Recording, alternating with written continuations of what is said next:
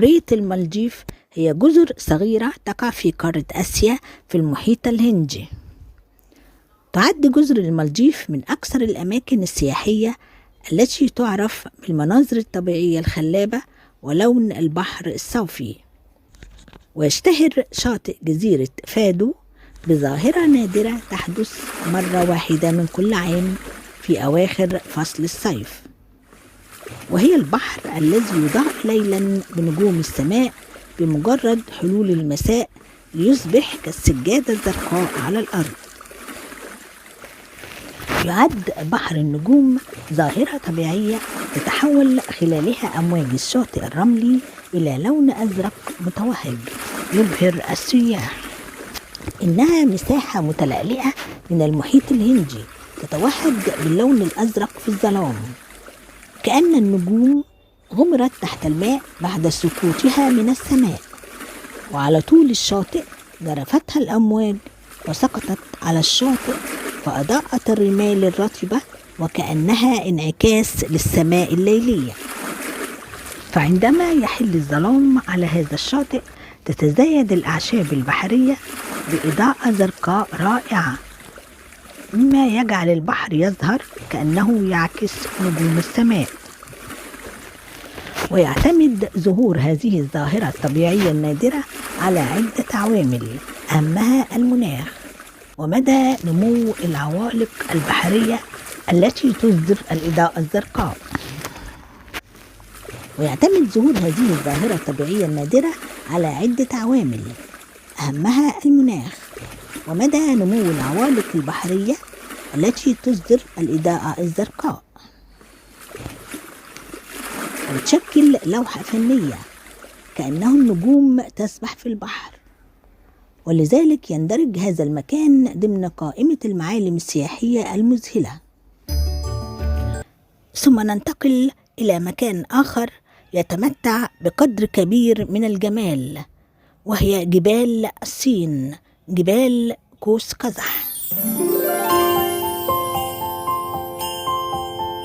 قوس قزح هي جبال دانكسيا الملونة في الصين، وتقع هذه السلسلة الخلابة من الجبال في الحديقة الوطنية الجيولوجية تشانغيي.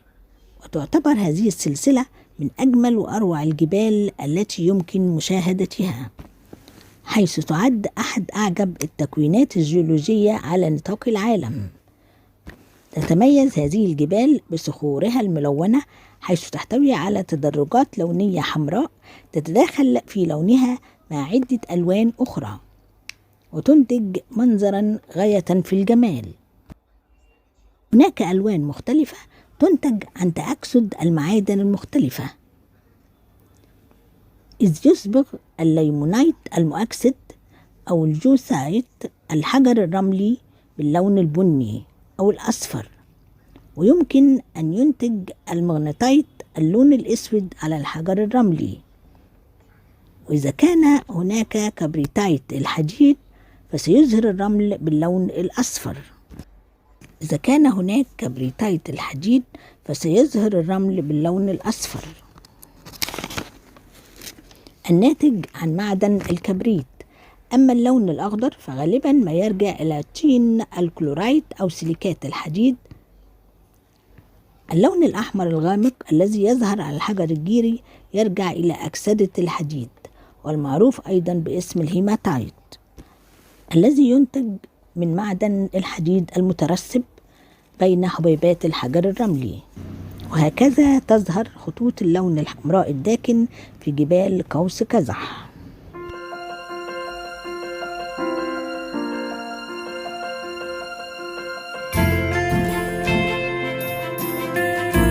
وبعد ذلك تعالوا بنا نذهب إلى مكان هو أكثر غرابة ويعتبر مقصدا سياحيا مشهور وجذاب، هو الشعلة الأبدية أو شعلة النار.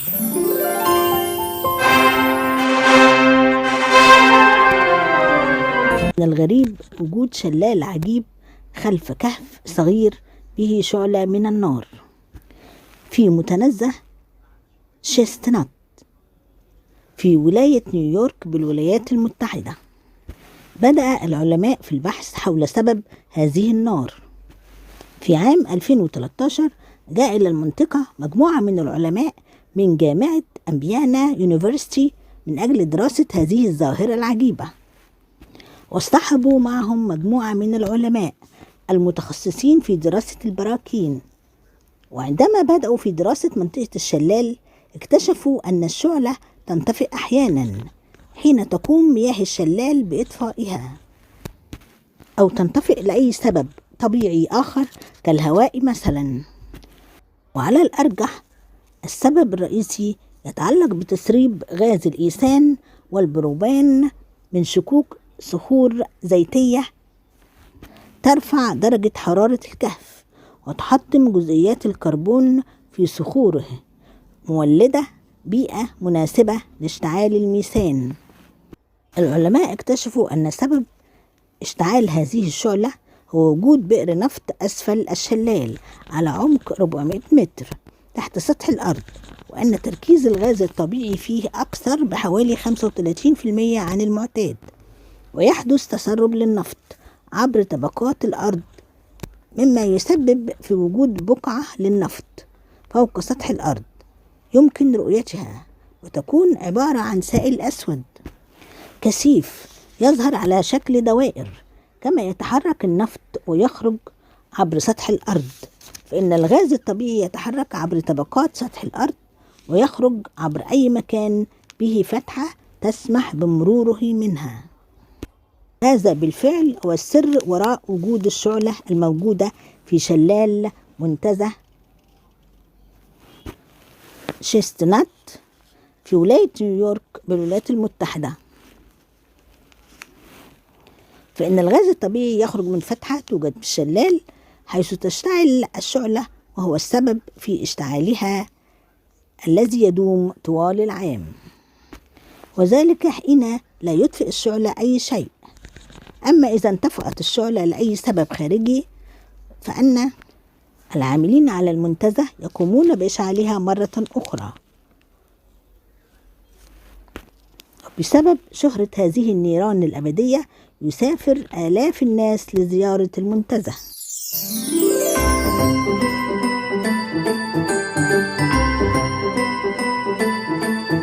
وأخيرا نعرض ظاهرة غريبة نادرة تسمى شلال النار.